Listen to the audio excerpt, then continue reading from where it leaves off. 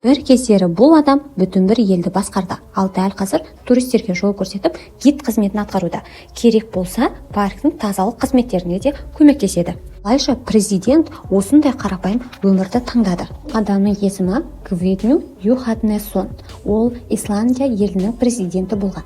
2016 жылы ол президент болып сайланды, бірақ ол басқа саясаткерлер сияқты сән-салтанатты өмір сүрмеді. Керісінше, велосипедпен жүретін, футбол матчтарына қарапайым жанкүйер ретінде барған, халықпен еркін сөйлескен.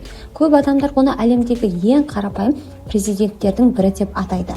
2024 жылы оның президенттік қызметі аяқталды. Көп саясаткерлер қызметтен кеткеннен соң бизнеске кетеді немесе бай болып өмір сүреді, немесе лекциялар оқып миллиондар табады. Бірақ бұл президент мүлде басқа шешім қабылдады. Ол елдегі ең танымал табиғи жерлердің бірі ұлттық паркте жұмыс жасайды.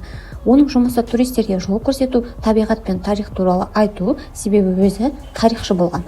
Келушілер орталығына көмектесу және экскурсия жүргізу керек десеңіз, тіпті дәретханаларды да тазалай береді. Кейде туристер оның кім екенін білмейді. Олар жай ғана оны өте мейірімді қызметкер екен деп ойлайды. Ал шын мәнінде ол бұрын бүтін бір елді басқарған президент болған.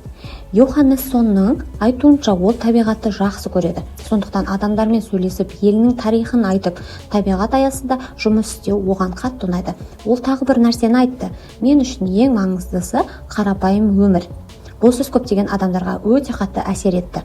Бір кездері ол мемлекет басқарды, халықаралық кездесулер өткізді, әлем лидерлерімен сөйлесті. Ал қазір туристерге жол көрсетеді, табиғат туралы әңгімелейді, қарапайым өмір сүреді. Мүмкін нағыз бақыт осындай қарапайым өмірде жатыр.